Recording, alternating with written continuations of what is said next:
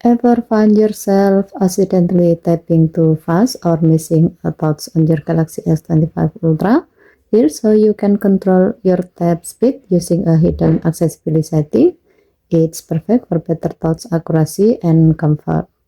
To adjust it, go to Setting, swipe down from the top right corner of the screen to open up the Quick Settings panel, and then tap Settings icon.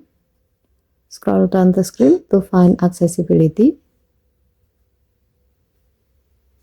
Tap Accessibility, tap Interaction and Dexterity. Under Touch Settings section, tap Tap Duration. Adjust how long you have to touch for a tap to be recognized. You can set it anywhere from 0.1 to 4 seconds. All touches shorter than your chosen time will be ignored. For example, let's set it to 0.5 seconds for a balanced response, not too fast, not too slow.